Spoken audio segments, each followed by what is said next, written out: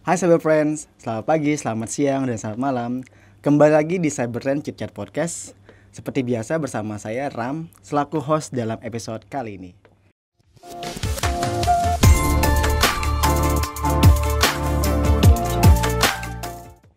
Sudah sangat kita ketahui bersama, data science telah menjadi kekuatan mendasar dalam mengubah berbagai aspek kehidupan kita, mulai dari bisnis, riset, dan bahkan kebijakan publik.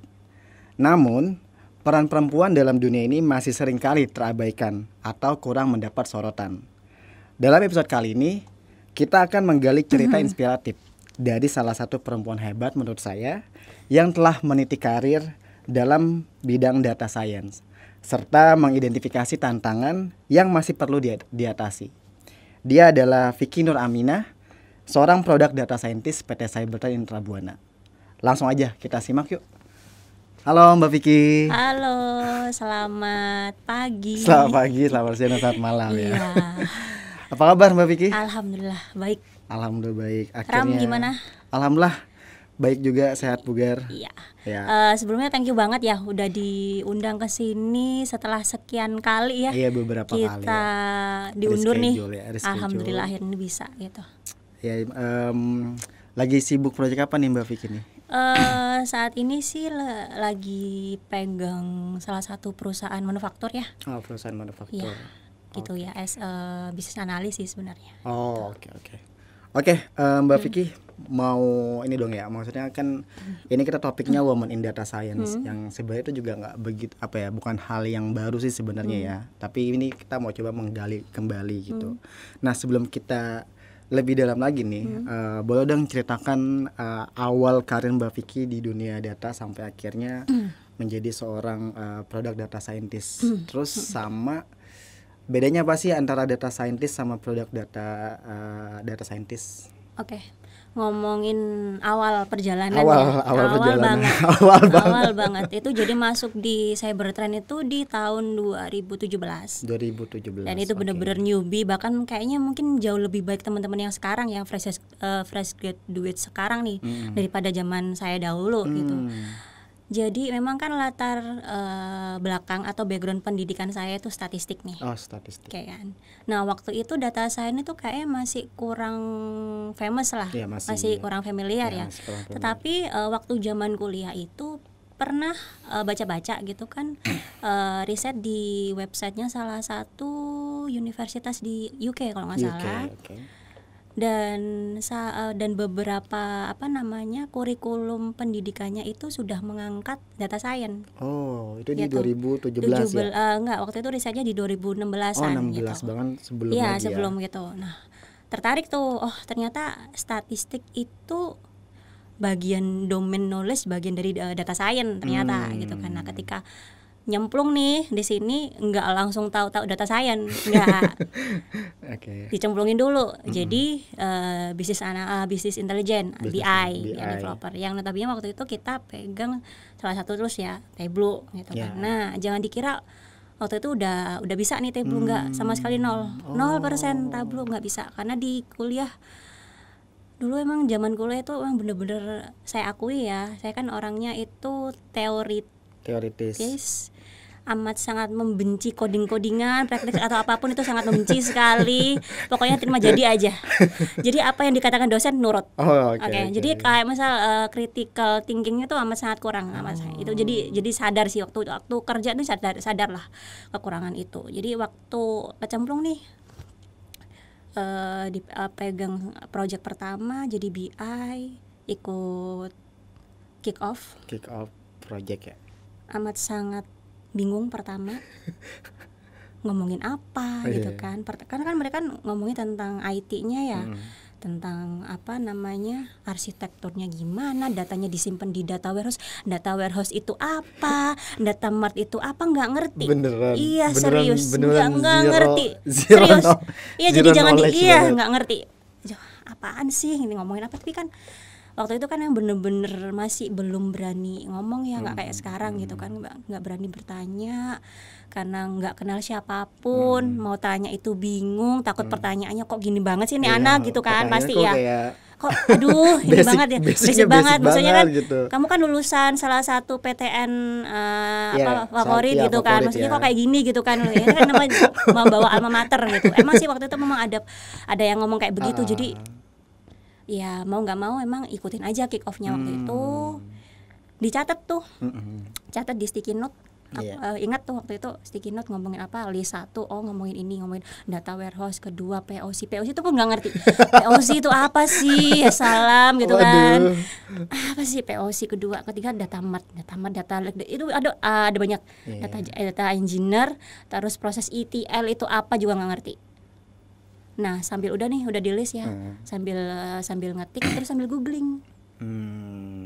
Oh data warehouse itu kayak gini loh ternyata gitu kan. Nah setelah meeting ya nggak apa-apa lah, mungkin di kick off pertama mungkin pendiam gitu, bagi saya nggak masalah karena emang nggak ngerti gitu kan. Ya kita nggak usah nge-push diri kita untuk paham atau mungkin ngomong yang mengada-ngada karena kan memang masih tahap belajar ya. Jadi ya udah sewajarnya gitu kalau misal kita jadi seseorang yang yang belum tahu apa-apa dan mau untuk belajar kan nggak masalah gitu kan. Jadi dicatat aja dulu. Nah setelah pulang terus di review lagi, tadi tuh bahas apa aja sih, kan ada minute of meetingnya ya, dipajak lagi. Terus besoknya waktu kerja itu diulang lagi tuh di summary, oh ternyata pelan-pelan, oh ternyata data warehouse tuh kayak gini loh gitu kan. Oh sebelum Tableau itu sebelum ngebuat dashboard itu ternyata harus dikonsum dulu nih dari data mart-nya kayak gini-gini. Lambat laun perlahan-lahan paham. Nah waktu itu nggak kayak sekarang ya, dulu kan bener-bener sendiri karena teman-teman delivery waktu itu memang masih di delivery ya, saya belum di produk, itu pada onset di klien, nggak ada tuh yang di kantor, yang ada hanya back office ya, orang finance, HRD ya seperti itu. Jadi ya kebingungan. Yang kedua udah selesai nih, oh ternyata di meeting kemarin tuh ngebahas ini loh garis besarnya gitu kan. Oh baru belajar cara ngebuat dashboard menggunakan Tableau. Nah itu nggak ngerti tuh caranya, entah itu YouTube, entah itu googling lah, how to create, how to build, how to gini, pokoknya itulah, ketik semuanya lah di situ. Keywordnya itu. Ya dashboard pertama yang saya buat waktu itu emang amat sangat berantakan pertama ya. Itu ngomongin dashboard ya, amat sangat enggak eye-catching sama sekali, pemilihan warna juga enggak banget. Padahal kan saya katanya kan kalau perempuan itu pintar pilih warna ya, tapi saya memang identik dengan warna biru. Ya udah, pokoknya dashboard yang saya buat selalu warna biru. Apapun sampai sekarang. Jadi kalau untuk pemilihan warna ini agak bingung gitu kan. Nah, waktu itu memang dapat klien yang agak rewel tentang bukan rewel sih sebenarnya, lebih detail banget tentang color karena kan memang memperkenal Tableau itu kan waktu itu kan orang masih banyak yang belum familiar juga, karena banyak yang sudah terbiasa dengan Excel kemudian kita transformasi ke Tableau. Nah otomatis secara tampilan, secara warna pun harus ngikutin dari Excel yang mereka buat, kan? Nah itu tuh kayak gitu, gimana cara pick up color ya kalau pakai Tableau gini-gini itu apa sih, gimana itu bingung. Itu masih dalam kayak gitu. Ternyata ada lagi membuat kalkulasi di mana tuh namanya di Tableau. Nah, itu susah lagi. Itu waktu di tahun pertama itu fokus ke BI ya. Kedua baru merambah ke DS. Nah, ini nih baru the real DS-nya di sini. DS itu berarti data scientist. Yes, data scientist. Waktu itu kecemplung, akhirnya saya dipaksa untuk pegang Python. Sedangkan saya sangat membenci coding. Ya, itulah. Sempat waktu itu jujur waktu itu sempat nangis ke salah satu ke manajer ya, ke RM saya. Kalau saya nggak mau pegang Python, nggak bisa. Karena emang nggak suka coding. Dan nggak bisa gitu kan. Nggak bisa gitu. Ya akhirnya tetap gitu kan, belajar sendiri. Oh gimana sih cara memahami, ya Allah ini apa sih, import itu apa sih gitu kan. Akhirnya pelan-pelan, oh ternyata kayak begini, pelan-pelan bisa. Nah di tahun ketiga tuh baru dari DS kan, ternyata DS itu nggak semudah itu loh. Karena kan sebagian orang itu bilang DS harus menguasain Python atau harus menguasai salah satu bahasa pemrograman, dia bisa dikatakan DS. Padahal nggak. Nah di tahun ketiga nih baru kejawab, yaitu role-nya jadi business analyst di salah satu perusahaan manufaktur. Itu pure business analyst tuh nggak pegang Tableau, nggak pegang Python, tapi bener-bener pure business analyst. Jadi orang kan waktu itu teman-teman saya waktu itu ya bilang, kamu kan role-nya DS gitu, teman-teman di luar CBI gitu kan, ngapain jadi business analyst gitu kan, masa kerjaanmu kayak begini gitu kan. Cuma sempat emang iya ya kayak gitu kan. Jadi hal tersulit waktu itu emang kita jadi business analyst ternyata jauh lebih sulit ya, karena kita harus benar-benar mempelajari per detail dari bisnisnya user. Satu per satu parameter, variabel, dan juga hal-hal yang di lapangan yang mereka implementasi di lapangan, kita tuh harus tahu gitu kan. Nah, kalau itu kita udah kuasain, baru kita bisa menentukan metode yang pas, metode data science-nya. Oh, jadi malah di tahun ketiga yang jadi business analyst itu malah jadinya connecting the dots dari experience Mbak Vicky ya, berarti ya. Akhirnya betul. Mbak Vicky jadi jadi connecting the dots dari semua pengalaman. Ternyata emang business analystnya ini kayak jadi helicopter view-nya. Betul. Nah, karena Mbak Vicky di 2 tahun sebelumnya udah kayak nyicil ya, misalnya dari BI developer, terus juga jadi data scientist, akhirnya kayak langsung ternyata ini metode yang benar-benar bisa digunakan gitu untuk yang business analytic. Iya. Dari business analyst itu ya berarti. Yes. Karena kan ada namanya data mining ya. Data mining itu bagian dari data science.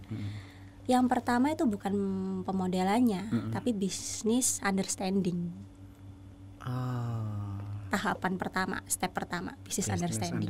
Kita belum ngomongin model. Benar, itu masih basic banget ya. Masih bisnisnya. Ini bisnis ini yang paling krusial, yang paling core-nya. Karena kalau misal dari awal saya udah salah, metode yang digunakan juga ini nggak bisa menjawab permasalahannya. Itu. Nah, dari situ tuh kebuka tuh ternyata kemarin di tahun kedua itu mungkin implementasi secara teknikal aja nih. Pokoknya langsung pakai Python udah sebret gitu kan. Tapi ternyata di tahun ketiga jadi business analyst itu secara pola pikir critical thinking-nya itu memang benar-benar dibangun nih. Benar, jadi bangun. Nah, ya kan. Jadi model yang kita buat itu nggak ngasal gitu. Kita ngebuat model ini buat apa gitu kan. Apakah memang user itu butuh dengan apa yang kita lakukan gitu kan. Nah, kalau misal udah ketemu nih, nanti mau apa, mau diapain nih hasilnya, kayak gitu. Ternyata memang nggak jadi data science ya, menurut experience saya selama ini nggak melulu tentang Python. Jadi bahkan orang yang sebenarnya nggak bisa Python itu bisa jadi data science, karena sekarang ada banyak kok tools yang nggak pakai coding. Itu ada banyak kan gitu.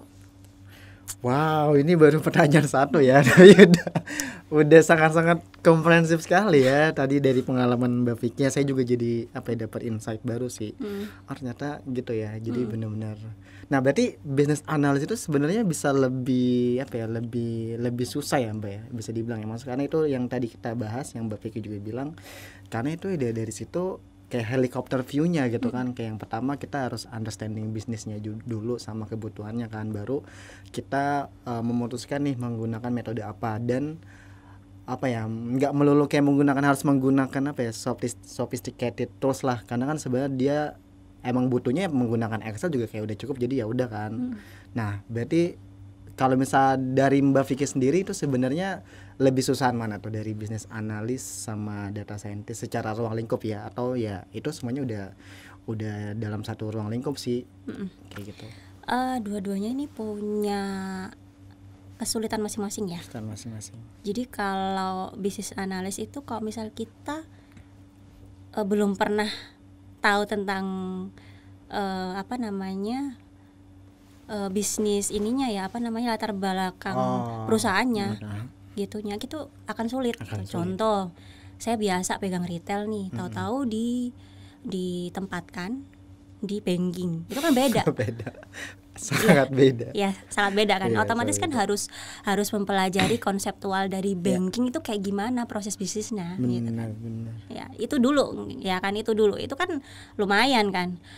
Banking itu ada banyak tuh cabangnya, mau yang mana, yang risk management kah, yang kredit kah, yang ini kah, itu kan ada banyak tuh. Nah, dari situ tuh jadi kita nggak cukup, karena kan kita bergerak di bidang konsultan IT ya, yang tidak hanya menghandle satu satu tipe bisnis ya, dari industri ya. Industri ya, tapi kan ada banyak tuh. Nah itu kalau misalnya kita lompat dari industri satu ke industri yang lain, otomatis kan beda. Benar. Bahkan dalam satu industri yang sama, bisnis prosesnya pun beda. Benar. Nah itu yang sulit dari bisnis analis. Nah kalau dari data science-nya, kita nih udah ketemu nih masalahnya apa, metodenya udah pas. Tapi ternyata hasilnya kok nggak sesuai. Nah itu tuh yang tantangan challenge-nya dari situ. Dengan cara metode apa yang tepat untuk menjawab permasalahan ini, dan bagaimana cara kita menginterpretasi hasil tersebut agar user ini paham dengan bahasa bisnis mereka. Gitu kan. Karena kan kita nggak mungkin ya ibaratnya menyodorkan hasil Python contoh. Akurasinya sekian nih Pak gitu. Nah, maksudnya apa gitu, hubungan relatednya dengan bisnis kita itu apa gitu kan. Apa yang harus kita lakukan dengan akurasi yang sekian gitu kan. Seberapa ampuhkah analisa data science ini untuk menjawab kebutuhan bisnis kita itu di data science itu. Berarti ada experience juga malah jadi apa ya? Ya benar-benar dipertanyakan lagi ya Mbak ya, walaupun itu sebenarnya udah based on data ya. Iya, based on data. Tapi lagi benar. Apalagi kalau modelannya itu real time ya. Real time kan betul. Kita nggak tahu tuh ada kejadian tak terduga nih. Biasanya dengan kondisi yang seperti ini, modelnya kayak begini, tahu-tahu berubah nih. Berarti kan pola datanya beda, berarti otomatis metode yang digunakan juga beda. Nah ini kalau misal untuk menghandle kondisi yang fluktuatif seperti ini, metode yang tepat itu kayak gimana? Nah itu pun kita harus riset gitu. Luar biasa sekali ya. Ruang lingkup pekerjaan data scientist, business analis, data analis. Wah.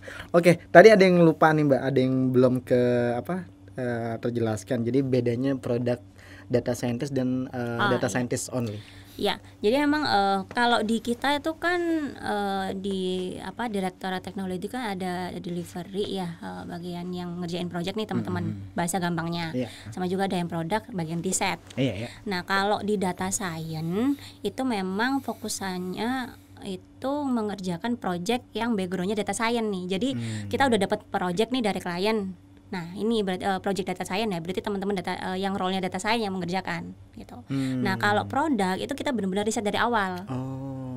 Kita riset dari awal, melakukan penelitian dari awal, kita nyari variabelnya, kita nyari case-nya yang mau kita jual ibaratnya gitu. Kita tunjuk dulu nih mau industri yang mau kita pilih itu yang mana gitu. Nah itu produk itu lebih ke riset. Tapi nanti secara implementasi pun juga akan sering berkoordinasi dan bekerja sama dengan tim data science di delivery. Oke. Jadi intinya simpelnya kalau produk data science itu dia lebih dominan ke risetnya ya berarti ya. Oke. Cool. Kita lanjut ke pertanyaan berikutnya, masih banyak pertanyaan ini. Cool and fun ya. Ya kayak apa? Core value-nya saya cool and fun. Oke, nah Mbak, kita kan topiknya adalah woman in data science. Nah, kalau menurut Mbak Vicky sendiri nih sebagai perempuan, sebagai wanita, apa sih peran penting wanita dalam dunia data science? Terus bagaimana kontribusi mereka yang membantu dalam proses inovasi dan juga perkembangan di industri saat ini? Ini lumayan berat juga sih pertanyaannya sih. Kalau ngomongin perempuan ya, yang simpel aja deh, kayak kita belanja ya. Belanja kan perempuan itu identik dengan belanja, artinya kan yang mengatur kebutuhan rumah tangga ya.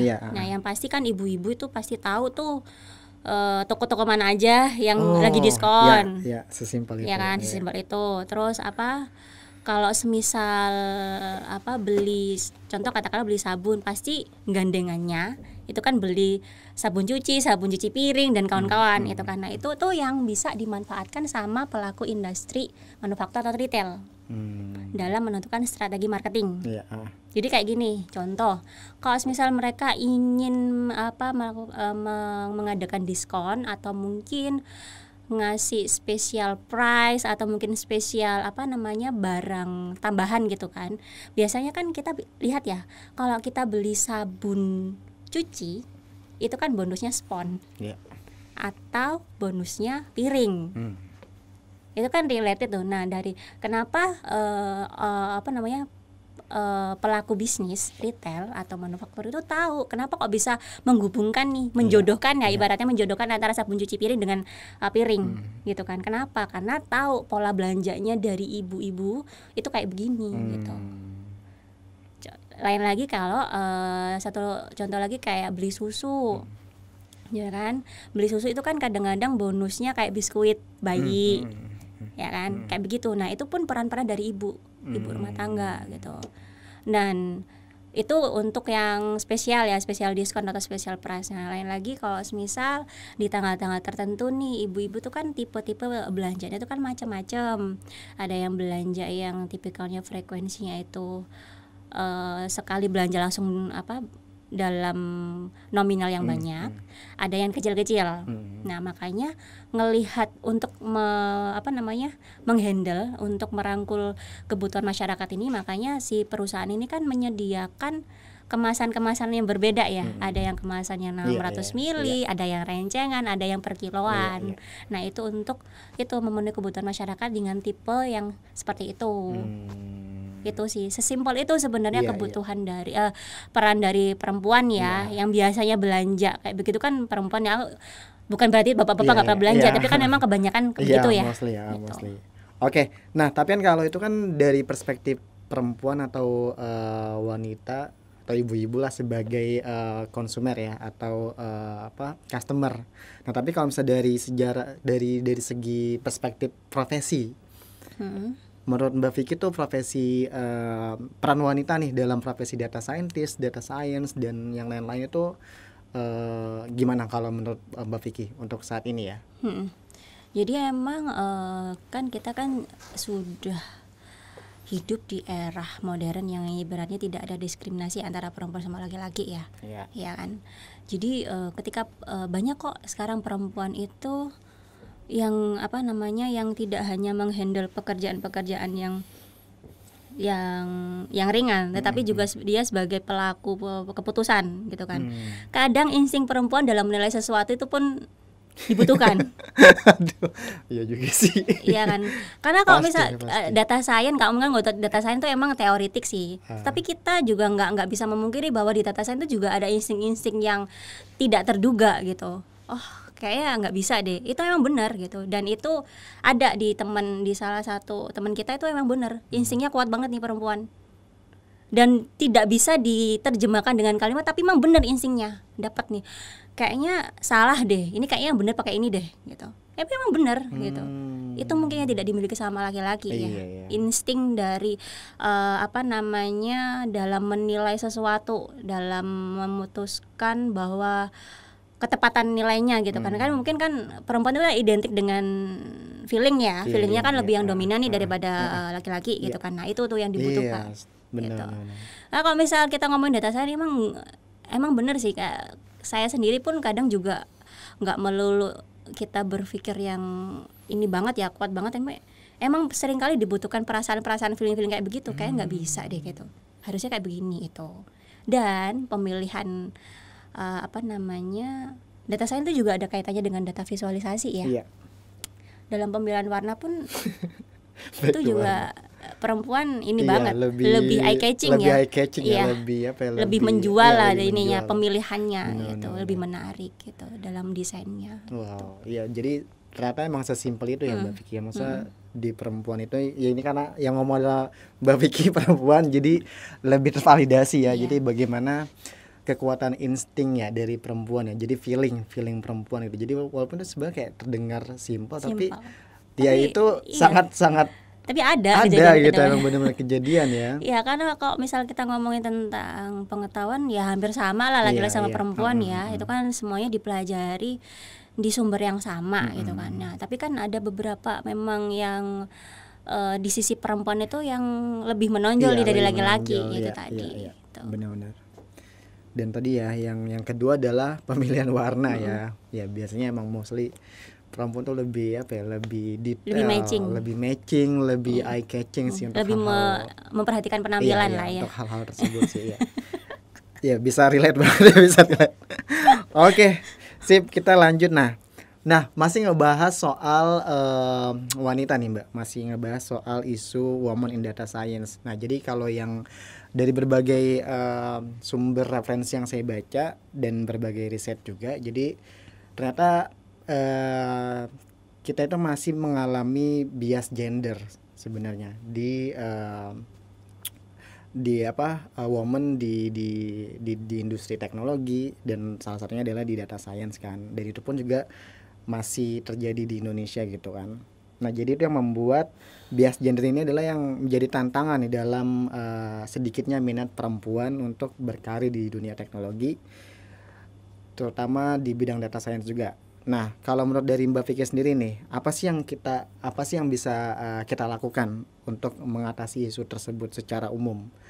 Serta mungkin kalau spesifiknya adalah mengaca dari pengalaman Mbak Vicky saat memulai karir di bidang data science. Sebenarnya sih kita nggak usah terlalu compare ya kemampuan kita dengan laki-laki ya. Yang penting fokus aja sama diri sendiri. Kalau saya sih gitu ya. Ya Tuhan itu, Allah itu menciptakan kita dengan kelebihan masing-masing nih, antara laki-laki sama perempuan. Ya sudah, kita kalau misal kita udah memutuskan nih mau memilih bidang apa yang mau kita tekuni, ya udah lanjut aja gitu. Nggak usah memikirkan nanti ternyata kayaknya laki-laki nih banyak yang bilang, nggak usah, kita tinggal buktikan aja kepada diri sendiri, kepada mereka bahwa kita punya power, bahwa kita punya ada nih dalam diri kita itu, kita bisa loh mengerjakan itu gitu kan. Jadi, dan satu lagi, ini kan kelemahan perempuan nih, lebih sensitif ya. Nah, ya sih sama, saya juga kadang-kadang begitu kok. Iya, feelingnya karena jadi feelingnya kuat, sensitif. Nah, itu ya belajar untuk kontrol emosi, belajar untuk nggak overthinking ketika dihadapkan pada suatu hal yang mungkin tidak sesuai dengan apa yang kita inginkan.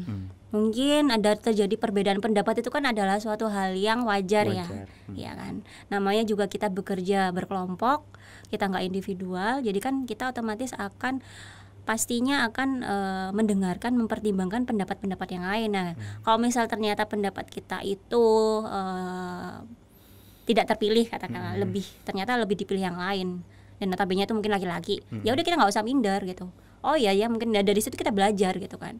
Jangan sampai menghentikan langkah kita gitu hanya karena itu gitu.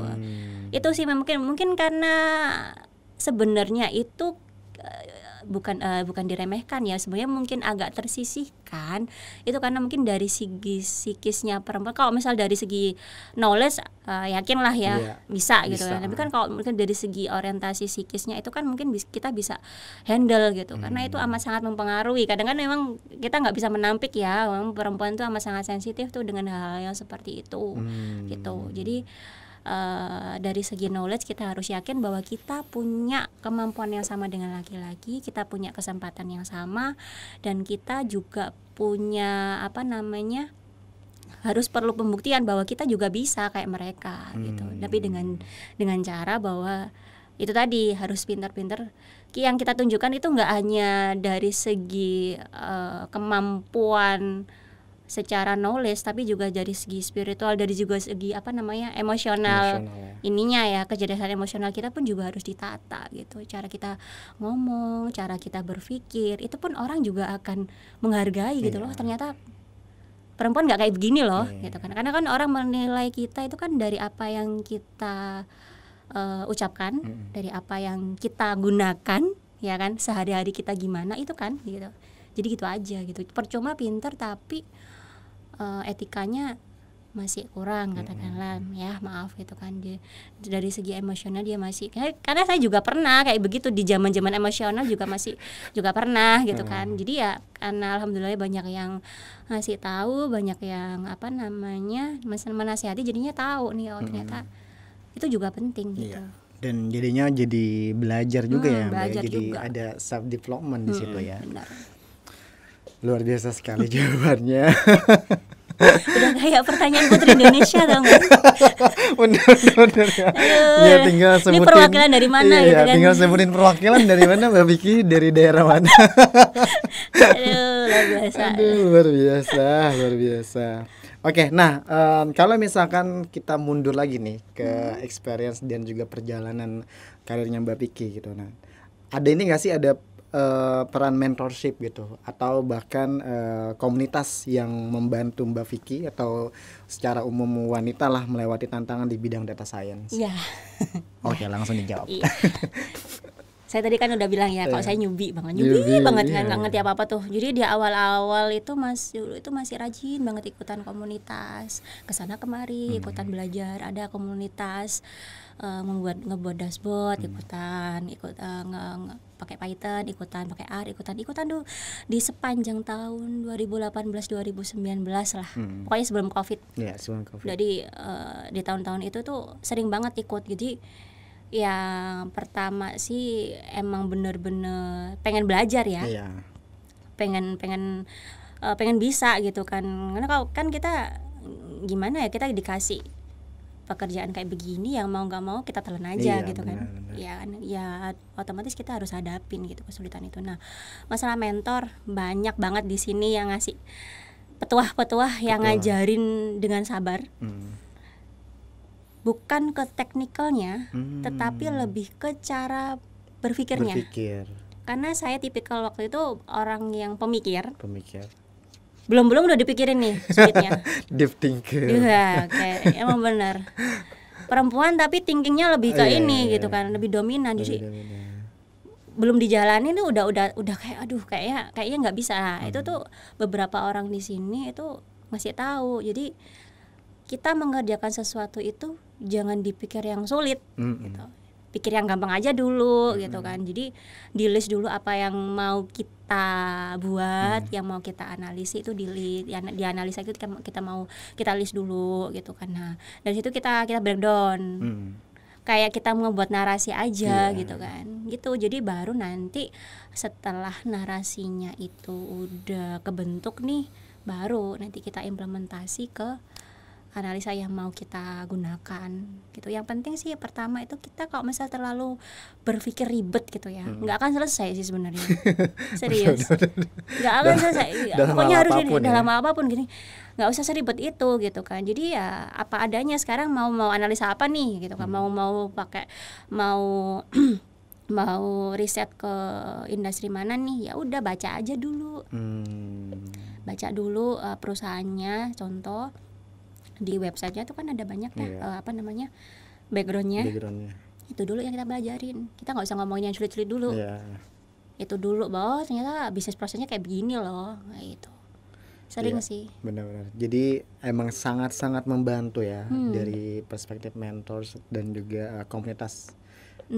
Jadi dua arah ya. Komunitas itu lebih ke teknikalnya. Nah kalau mentor ini lebih ke secara pola pikirnya gitu. Cool. Keren banget sih. Nah, kita kembali ke masa kini. Masa kini. Dari masa lalu kembali ke masa kini. Nah, kalau menurut Mbak Vicky nih ya, apa aja tren-tren terkini dalam bidang data science maupun industri terkait yang menjadi fokus buat perempuan dan juga wanita, dan bagaimana mereka dapat memanfaatkan tren ini untuk bisa sukses dalam meniti karir mereka? Sekarang itu kan trennya itu kan lebih ke fashion ya, fashion. Terus belanja tuh kan ada banyak tuh sekarang bermunculan produk-produk beauty gitu kan. Nah itu kan dengan berbagai segmen customer yang beda-beda. Iya. Kan tahun ini aja udah ada banyak kan merek-merek baru gitu kan. Nah dari situ kita bisa analisa tuh ternyata merek ini itu kompetitornya ini dia fokusannya itu untuk usia sekian dengan jenis kulit yang sekian kayak gitu untuk yang beauty ya. Nah itu kan bisa kita ambil. Nah untuk yang fashion sekarang itu kan ada banyak sekali tuh yang model-model hijab tapi modern.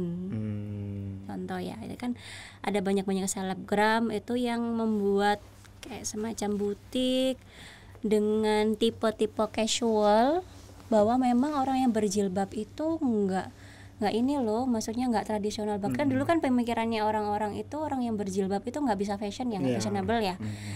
Nah, dengan apa namanya, didukung dengan teknologi yang ada sekarang, mereka akhirnya membuat suatu inovasi nih, bahwa memang orang yang berhijab itu bisa loh di apa namanya, dibuat seperti ini. Nah, dari situ tuh nanti kita bisa analisa, oh ternyata segmen yang dia buat ini untuk perempuan-perempuan yang mungkin modis.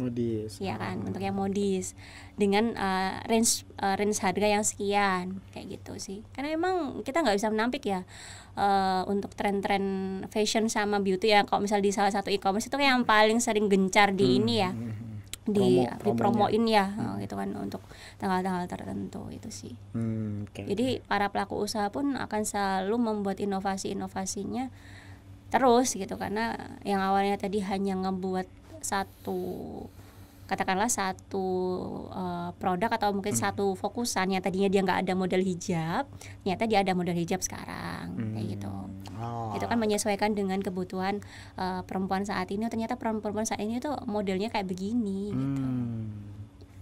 Oke. Nah, kalau misal terkait AI sendiri Mbak, kayak misal mungkin generatif AI mungkin? AI ya. AI itu sebenarnya lebih ke ya itu AI di beauty. Itu kan iya. Lipstick. Ya kan, bener. itu kan ada tuh ya kan, milih lipstick, milih apapun kan ada tuh modelnya. Saya nggak bisa relate karena saya nggak. Itu makanya jujur saya tuh orang yang maksudnya belanja itu ketika barangnya udah mau habis atau ada promo gitu kan. Nah, waktu itu kan, sekarang kan udah banyak nih beberapa di beberapa e-commerce tertentu itu kan apa namanya, ada kayak AI-nya gitu kan. Jadi kan orang kalau membeli sesuatu atau ya khususnya kayak make up itu kan ada istilahnya nggak sih, namanya apa ya kalau nggak salah, lupa, ada istilahnya ada gitu. Istilahnya kan kalau misal di foto itu kan cahayanya tuh kan beda ya, otomatis kan ada pengaruh cahaya tuh. Nah, itu tuh fungsinya di situ AI-nya gitu. Ini cocok nggak sih dengan kulit kalian? Iya. Pernah lihat sih, kayak gitu sih. Jadi emang mereka sudah memanfaatkan teknologi itu sekarang itu untuk apa namanya, agar si pembeli atau customer itu tidak salah pilih dalam memilih warna gitu. Karena kalau untuk belanja online itu kan susahnya di situ ya gitu. Jadi biar bisa dapat experience-nya benar-benar kayak kita beli langsung ya. Iya, dia tuh kayaknya istilahnya tapi lupa namanya apa. Bener, lupa juga sih. Oke, nah kalau menurut Mbak Vicky nih, apa langkah-langkah praktis yang dapat diambil oleh perempuan yang tertarik untuk memulai karir di bidang data science? Yang pertama itu harus sabar. Kita itu kan kalau misal mau naik gunung, mau naik tangga itu kan nggak bisa langsung lompat ke tinggi ya.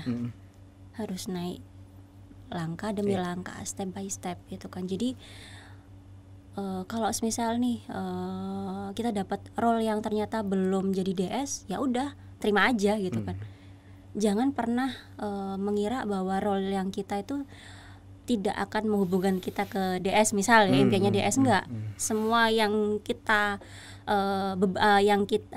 kita diberi amanah sekarang itu pasti akan relate dengan DS nantinya gitu kan. Tadi saya ceritakan ya, BI dulu, ini dulu, itu kan sangat relate tuh. Jadi kalau memang jadi DS ya kita emang benar-benar harus terima segala sesuatu atau mungkin segala potensi, segala pekerjaan role-nya gitu. Yang mungkin kok kan harusnya pegang ini, pegang Python, kok pegangnya ini sih. Ya udah itu aja, jalanin aja dulu gitu kan. Karena memang kalau misal kita itu terlalu berambisi tapi yang relate-nya ke negatif, nggak akan sampai sih sebenarnya, nggak akan sampai tujuan gitu.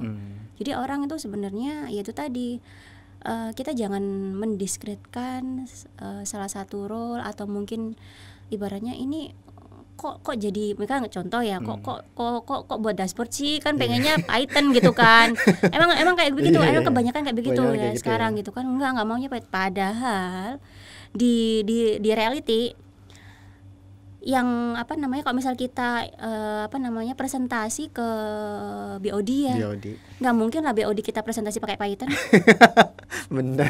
Pusing kan? Iya, pusing. Ini kayak pasti akan diterjemahkan ke dalam visualisasi. Bener, karena mereka nggak punya banyak waktu ya. Iya, nggak akan nggak mungkin gitu. Apa maumu itu apa gitu kan. Nah itu data visualisasi itu kita bisa dapatkan kita jadi data analis atau BI gitu. Relatednya apa? Jadi hasilnya dari modeling tadi kita masukkan kita visualisasikan dengan BI tools kayak gitu. Jadi jangan menutup mata dengan role-role yang lain yang mungkin bukan DS ya. Padahal BI, BA, DA, DS itu saling keterkaitan dan juga DE juga gitu. Ya. Jadi jangan ibarat yang pertama jangan pilih-pilih pekerjaan lah, pilih-pilih role. Kalau misalnya kita dibebankan nih, kamu di project ini ya, nanti jadi ini, ya udah terima aja gitu. Manfaatkan karena kita bekerja itu kan kita sambil belajar ya. Gitu. Jadi kapan lagi nih kita dapat ilmu gitu kan. Nah, yang kedua step by step ya. Jadi kita jangan compare kemampuan kita dengan orang lain kayak yang tadi. Jadi mungkin orang mungkin bisa ada kan kayak tipikalnya orang yang sekali dua kali dijelasin langsung paham. Iya. Tapi ada juga yang berkali-kali bahkan sampai ratusan kali mungkin puluhan kali baru paham gitu kan. Ya udah memang kita model pembelajarannya memang seperti ini gitu. Jadi kita harus mengenali diri kita sendiri. Sebenarnya metode belajar kita, metode cara kita memahami sesuatu itu modelnya kayak gimana gitu kan. Apakah langsung best practice, langsung hands on? Apakah harus didampingi, diajarin? Apakah bisa cukup dengan melihat tutorial, apa membaca buku atau mungkin kursus.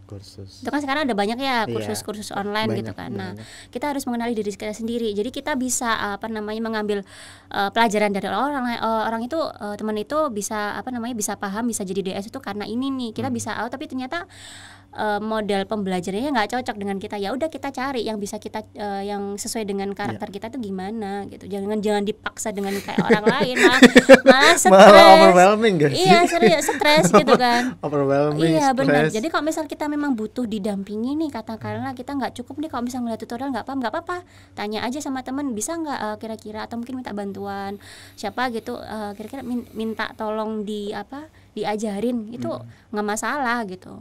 Yang penting kita paham, yang penting kita nyaman. Terus yang ketiga kita buat target. Target artinya gini, target itu juga jangan muluk-muluk, pokoknya bulan ini harus bisa, enggak. Target itu artinya setiap langkah yang kita buat at least ada progres. Iya. Entah itu 0, sekian 0%. Yang penting Yang penting kita jangan sampai berhenti. Iya. Gitu. Stuck. Ya, stuck. Gara-gara gagal terus berhenti. Udahlah nyerah, enggak begitu gitu. Jenuh boleh, tapi jangan sampai putus, harus tetap diperjuangkan. Luar biasa. ini udah kayak pigeon ya, motivator ya. Tapi luar biasa. Jadi tadi ada 3 ya. Kalau untuk to summary ada 3 ya jadinya. Tadi yang pertama itu bukan analytical thinking atau bukan knowledge, tapi adalah yang tadi saya ingat adalah sabar. Terus jangan pilih-pilih pekerjaan ya. Jadi misalnya lagi dikasih project apa, ya udah gitu. Walaupun susah, ya go ahead aja dulu, hadapin dulu kan. Sabar, jangan pilih-pilih. Terus yang kedua step by step ya Mbak ya. Step by step. Jadi bener. Step by step harus benar-benar kayak itu dari aja. Iya. Dari hal yang kecil aja dulu, maksudnya kayak di breakdown dulu aja gitu, apa yang harus dilakukan dari hal-hal terkecil gitu kan. Terus yang ketiga, ini yang paling penting sih, dan ini mungkin sangat relate ke semua anak muda kali ya. Jadi jangan mudah tapi jangan membandingkan diri kita ke orang lain gitu, karena setiap orang punya caranya masing-masing dalam belajar ya. Mereka punya metodenya masing-masing yang paling efektif buat dia gitu. Jadi makanya kita harus memahami diri kita juga sih, kita lebih suka belajar dengan cara apa gitu kan. Jadi 3 itu yang jadi langkah-langkah praktis dari Mbak Vicky. Betul sekali. Super sekali. Oke, next pengalaman project Mbak Vicky yang pernah Mbak Vicky kerjakan di Cybertrend yang mungkin paling mengesankan dan membentuk karir Mbak Vicky sampai saat ini. Semua berkesan, Semua tetapi berkesan. mungkin yang kayaknya mengubah pola pikir ya waktu jadi bisnis analis itu. Bisnis analis. Berapa lama sih? Sampai sekarang ya? Iya, Setahun atau? iya enggak sih, bisnis analis itu yang paling lama waktu itu setahun ya, Oh, hampir gitu. setahun. Yang lain kan cuma berbulan-bulan, yang ini bisnis analis setahun gitu. Wow. Ya, jadi ya itu tadi kan sama sekali nggak menyangka gitu kan. Apa sih ini karena kita harus belajar dunia kerja, bukan bisnis proses dari klien tersebut kan, tersebut, dari ya. awal sampai akhir. Jangan sampai ada yang skip, jangan sampai ada yang terlewatkan, karena itu akan mempengaruhi hasilnya. Gitu. Jadi waktu meeting itu ya nyatet yang rekam. Dia bener-bener kita nyatet sambil ngerekam sambil ngedengerin gitu. Tiga. Jadi emang bener-bener susah memang. Waktu itu sampai ngelihat YouTube lah ya. Cara sistemnya kayak gimana sih kayak gitu. Emang susah. Jadi karena waktu itu kan masih belum ketemu ya pola pemahaman saya tuh seperti apa sih. Itu belum ketemu tuh, kayaknya belum kebentuk tuh. Gimana ya agar bisa paham. Jadi kayak waktu itu catatan tuh ada kali 2 buku atau 3 buku itu untuk ngerangkum itu tuh tadi itu kan, parameternya harus kita pertimbangkan, waktunya gini-gini. Itu berat gitu. Dan kan selain itu bisnis analis juga yang bagian presentasi ya.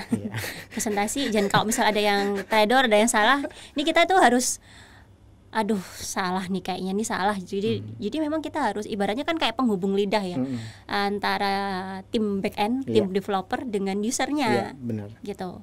Jadi kalau misal decision makernya pun ada di kita sendiri, ternyata nggak sesuai nih, berarti kita harus ngomong ke klien nih bahwa nggak sesuai nih. Nah ini nanti kita yang bagian mikir gimana ya biar sesuai nih, gimana ya cara apa nih agar metodenya bisa kepake nih gitu.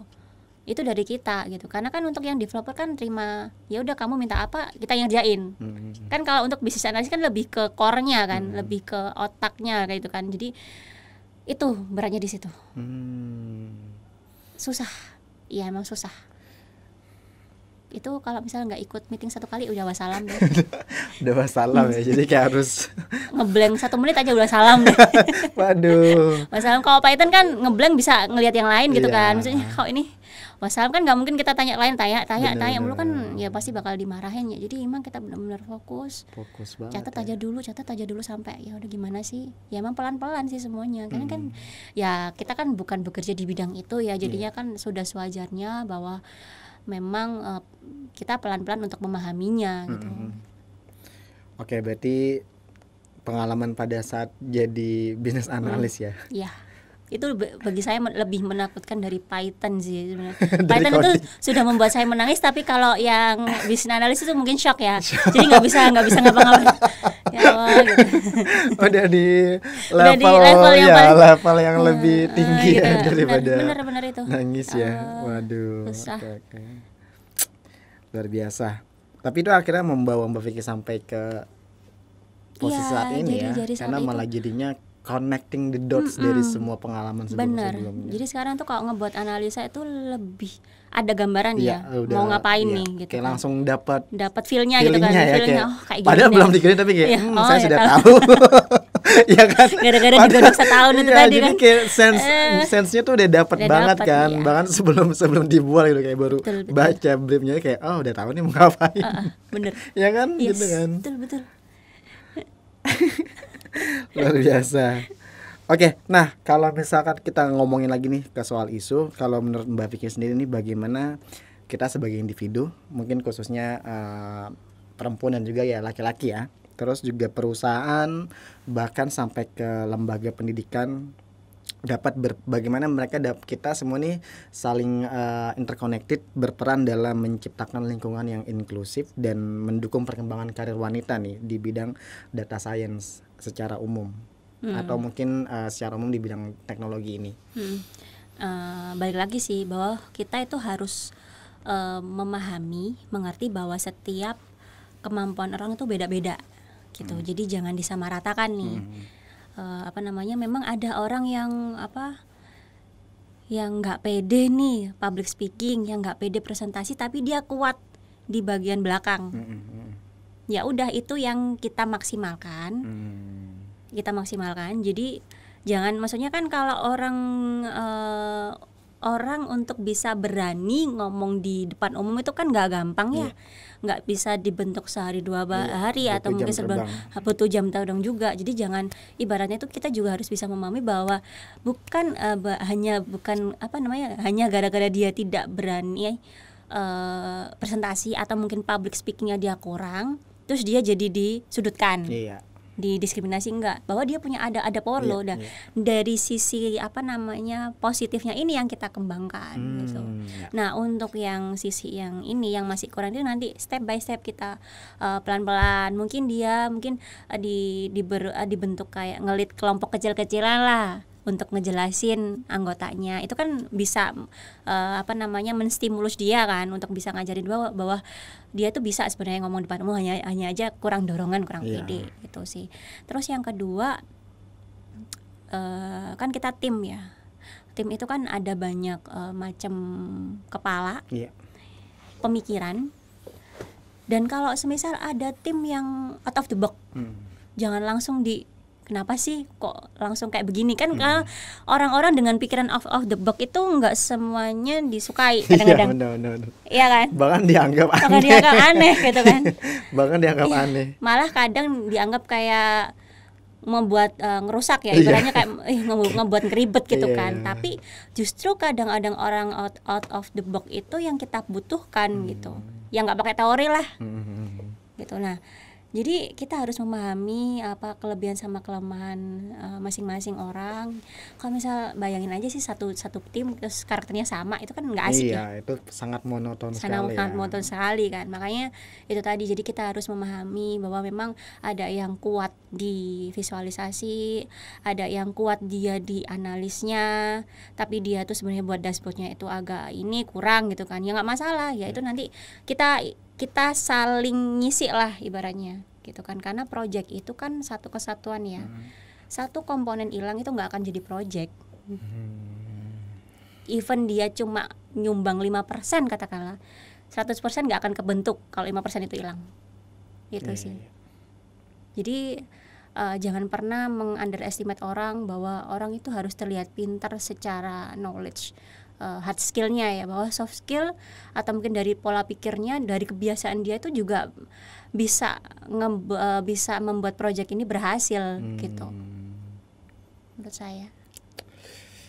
Oke, keren. Jadi to sum up tadi dari yang Mbak Vicky sampaikan, jadi sebenarnya kalau misal dimulai dari diri kita sendiri juga ya. Jadi kita juga harus tahu nih potensi kita di mana, itu dari internal kita. Nah, kalau dari pihak eksternal, kalau orang lain ya kita harus tetap dukung aja gitu. Dan jangan langsung menjudge ya. Jangan langsung menjustifikasi bahwa orang ini dia nggak bisa ini, terus kayak nggak bisa semuanya. Padahal setiap orang tuh punya potensinya masing-masing ya. Yang potensi itu aja lah yang kita dukung ya, terus ya kita support terus gitu sebagai pihak eksternal gitu, buat bisa mengembangkan potensi dari orang tersebut gitu. Benar begitu ya Mbak Vicky? Iya, betul. Oke, ini kan udah panjang dan ini udah the last one, pertanyaan the last one. Gak terasa. The last but not least, jadi sebagai pertanyaan penutup, apa pesan yang ingin Mbak Vicky bagikan kepada perempuan atau wanita-wanita muda yang bercita-cita menjadi pemimpin di bidang data science? Pesannya ya. Pesannya don't think too hard. Yes. Kita punya potensi, kita punya kelebihan, dan tugas kita adalah menggali sedalam-dalamnya potensi itu. Karena bukan orang lain yang tahu potensi kita yang sebenarnya, tapi diri kita yang tahu potensi kita sendiri. Jadi kalau misal kita kurang bisa mengenal diri kita sendiri, itu berat gitu kan. Jadi pokoknya kita sering-sering aja ngobrol sama diri sendiri. Mimpi kita itu apa? Oke, data science itu apa nih yang harus kita pelajarin di awal? Kenapa kenapa harus data science, kenapa? Itu kan harus ada reasonnya Iya, kan, iya, iya. bukan hanya ngikutin zaman. Iya, iya. Kadang kan hanya orang kan Iya, ngikut-ngikutan gitu iya. kan. Karena lagi In lagi gitu kan, ya udahlah biar sexist job. biar ditanya orang kamu apa, jadinya jadi DS gitu kan. Biar Tapi keren. ternyata biar keren kan nggak begitu. Jadi pekerjaan apa yang kita pilih, role pekerjaan apa yang sudah kita tetapkan, kita itu harus meyakini, kita harus melakukan pekerjaan itu dengan sepenuh hati. Sepenuh hati. Karena kalau misalnya setengah hati itu bakal berat. Benar-benar. Apapun itu ya. Apapun itu. Jadi kalau misal kita udah tahu nih potensi kita, oh ternyata di data science pengennya seperti ini, ya udah kita tanya ke orang data science itu gimana, cara belajarnya gimana, terus ngelihat tutorial, ikut mini course juga bisa, atau webinar, atau baca buku. Itu aja. Sekarang itu kan teknologi macam-macam Iya, ya, benar, banyak sekali. benar. Nah itu. Dan satu hal lagi yaitu tadi, pokoknya kita nggak boleh compare kemampuan kita dengan orang lain atau minder. Bahwa orang-orang yang sukses di bidang data science sekarang itu dulu juga kaum newbie. Kamu newbie, bener-bener. Dulu mereka juga sama-sama belajar kayak kita sekarang, dari nol juga ya, tadi gitu cerita kan. Mbak Vicky juga. Dan Gitu. itu saya baru tahu loh Mbak. Iya, Beneran kan? baru tahu ternyata Mbak Jadi- Vicky dari senol itu Ya gitu senang itu maksudnya. minus bahkan mungkin ya. Jadi itu jadi kayak kan saya juga lagi belajar data visualisasi kan, data analis gitu. Nah, karena saya bukan dari orang teknik kan, background pendidikannya dari sosial. Mendengar cerita Mbak Vicky jadi ternyata emang apa ya, Mbak Vicky aja yang dari statistik tapi juga tetap belajar dari nol ya gitu. Jadi emang yang gak usah minder gitu. Jadi kayak bener-bener kayak udah kayak belajar aja gitu kan. Toh Iya. semuanya bener-bener dari nol juga gitu. Iya, Jadi itu tadi. itu saya baru tahu sih Mbak Vicky. Dan juga jangan kayak mengkotak-kotakan latar belakang pendidikan ya. Benar-benar. Ya, itu Bahwa kadang data suka itu science itu harus lulusan statistik, Iya. matematika, komputer science gitu kan. itu Nah, kadang jadi bumerang juga Nah sih. itu nggak Jadi boleh kayak bumerang begitu. sih. Jadi semua orang itu punya potensi yang sama gitu kan. Semua orang itu punya peluang yang sama. Jadi bahkan orang yang lulusan fisika pun juga data science juga ada banyak sekarang. Jadi kita itu jangan minder dengan background pendidikan kita. Justru mungkin kayak marketing ya, Iya. itu bisa kita hubungkan dengan apa sih peran data science di bidang marketing. Itu Ternyata kan luar biasa. sangat inline sekali, Iya kan? sangat Nah, inline itu. sekali. Pokoknya jangan ngomongin tentang nggak bisa coding Python nih Mbak, nggak usah mikirin kayak begitu. Ya, bikin aja dulu mini project, guideline-nya, Benar. bisnisnya gimana, kira-kira yang bisa menarik itu apa gitu. Makanya jadi marketing analis. Ya, itu. Luar Betul biasa sekali. Terima kasih Mbak Vicky. Ini beneran inspiratif sekali loh ceritanya loh. Jadi selain dapat ilmu terkait isu woman in data science, dapat cerita inspiratif juga dari Mbak Vicky. Sukses terus Mbak Vicky Sama-sama. untuk karir-karir berikutnya. Ya, semangat juga untuk belajar data science Ya, ya di bidang marketing. Pasti akan banyak Pasti. konsultasi nih sama Mbak Vicky. Siap. Terima kasih Mbak Vicky. Ya. Oke, Cyber Friends, sekian Chat Podcast kali ini. Tadi kita sudah banyak berbicara tentang Women in Data Science dan juga pengalamannya Mbak Vicky. Semoga bisa bermanfaat, terutama untuk perempuan-perempuan di sana yang sedang merintis karir di bidang data science. Jadi jangan takut, tetap terus maju aja dan belajar. Dan tadi juga Mbak Vicky bilang jangan terlalu compare diri sendiri gitu, tapi tetap fokus dengan potensi diri sendiri. Jadi sekian untuk Chat Podcast kali ini. Jangan lupa untuk like dan juga subscribe channel YouTube Cybertrend, dan sampai jumpa di chat selanjutnya. Terima kasih.